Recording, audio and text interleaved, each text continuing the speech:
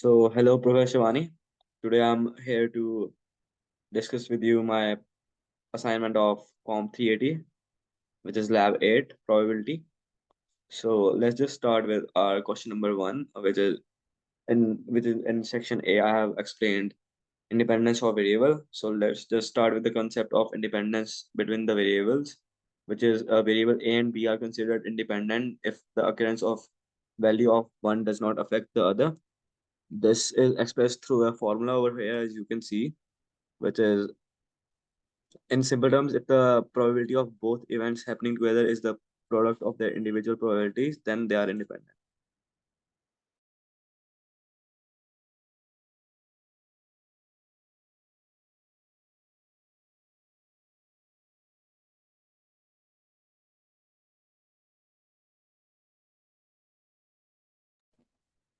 And here in section B, I have explained the influence of the third variable, which is we have the statement over here that says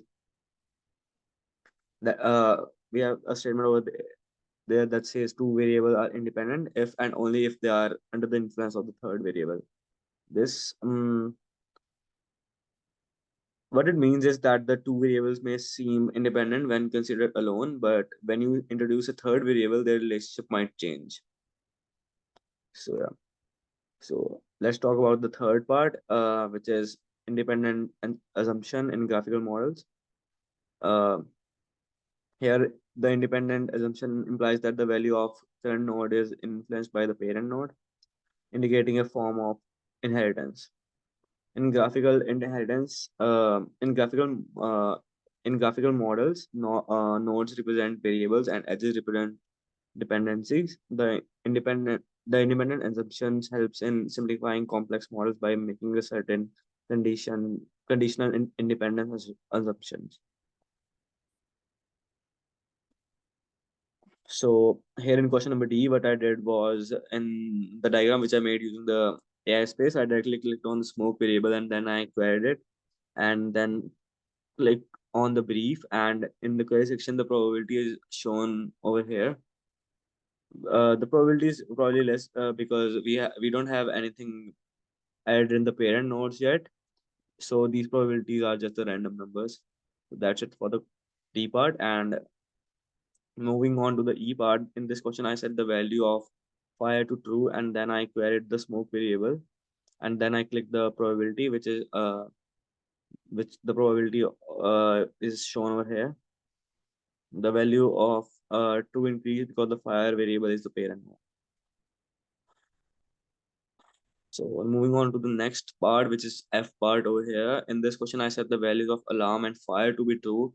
Then I queried the smoke variable, and then I click the probability, which is shown over here.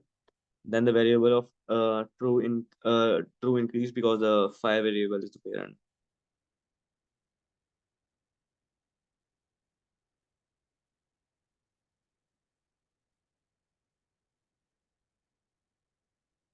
So in G part, the answer will be the same because the alarm and fire is independent, is independent. So let's talk about the question number H. Hey, as you can see in the solve tab, I click the independence quiz button in the top right corner and then selected the ask the applet tab. I clicked on leaving, then fire, and then alarm query. Then I got the answer as true because we don't know why the alarm rang. This could happen due to fire or due to tampering, so it is independent. Moving on to the next. Uh, Moving on to the next, I did the same thing as I did before, but instead of clicking on leaving, report and alarm,